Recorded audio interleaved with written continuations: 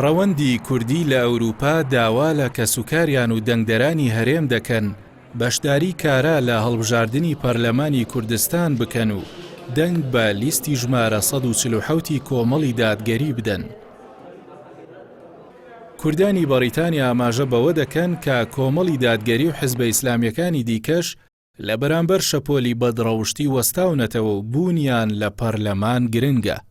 داواکارم لە دۆست و خزم و کەسوکار و هاوڕێیانم بڕۆن بۆ سەر سنووخانی دەنگتان دەنگ بدەن بە لیستی کۆمەڵی دادگەری بۆ ئەوەی ڕێگریکەن لە گەندەڵی و لە دزی لە هەموو جۆرە شتەکانی ئەو دوو حیزبە دەسەڵاتدارە. ڕاستە ئێستا هەنێک کەسی تازە هاتوونەتە ناو پەرلەمانە و بە قسەی هەڵق و جۆرا و جۆر ئەیانەوێت سرنجی خەڵکی بۆ لای خۆیان ڕاکێشن دڵنیا بن لەوانەی کە ئەو کەسانە جگە لە فەسادی و جگە لە بێڕەوشتی بۆ کۆمەڵگای هیچ دیکە ناهێن.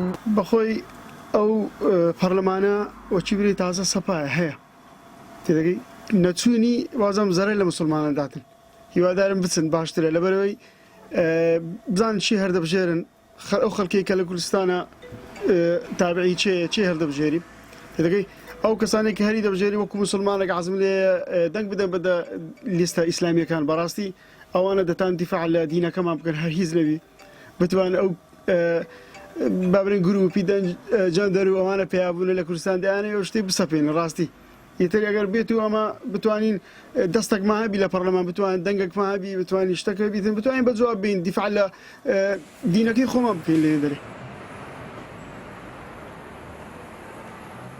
پەنابەرانی کورد لە وڵاتی بەریتانیا باس لە ئەزموونی شکست خواردووی دەسەڵاتدارانی هەرێم دەکەن و شاهێدی شیاوی و دەستپاکی بۆ ئیسلامیەکان دەدەن جەخت دەکەنەوە کە دەنگدان بە لیستە ئیسلامیەکان لە ناویانە کۆمەڵی دادگەری بۆ دین و دنیای هەمووان باشە.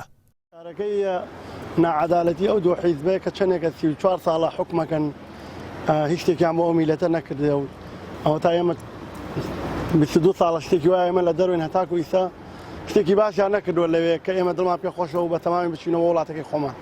خۆم داوا لە خزم و کەسوکار هەموو یەکەم کە ئەتوانن بچنە سەر سنووەکانی دەنگدان ئەو حیزبە ئیسلامیەکان زۆر باشترێکن و خزمەت بە میلەتەکەن دەنگ بدەن بەوان.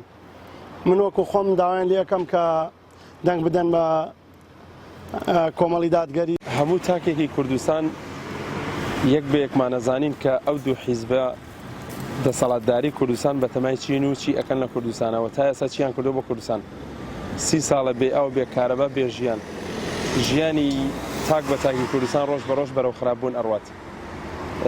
هیوادارم هەموو تاکێکی کوردستان بیرکردنەوەیەک بیرکاتەوە کە بۆ قیامەتیش بزانێت دەنگ بەشی ئەدا. وەکو گەنجێکی موسڵمان داوا لە خزم و کەس و دۆست و برادەرەکانم ئەەکەم دەنگ بدەن بە لیستی کۆمەڵی دادگەری و کاندیدەکانی. خەڵک ئەگەر ناعەدالەتی پێ قبوڵ نییە زوڵمی پێ قبوڵ نییە خۆی بە موسڵمان ئەزانێ من تەژیعی هەمووی خەڵکی کوردستانەکەم و خزم و کەسوکارمەکەم کە بڕۆنە سەر سنووقی دەنگدان زەمیری خۆیان دینی خۆیان وجدانی خۆیان ئاسوود دەکەن دەنگ بن بە هەر حیزبێکی ئیسلامی کە خۆیان پێیان خۆشە. کۆمەڵی دادگەری کوردستان بە لیستی ژمارە 147 بەشداری لە خولی شەشەمی پەرلەمانی کوردستان دەکات. بەڵێن دەدات کە لە ڕابردوو زیاتر و باشتر بەرگری لە مافی خەڵکی کوردستان و دین و بەها کۆمەڵایەتیە باڵاکان بکات.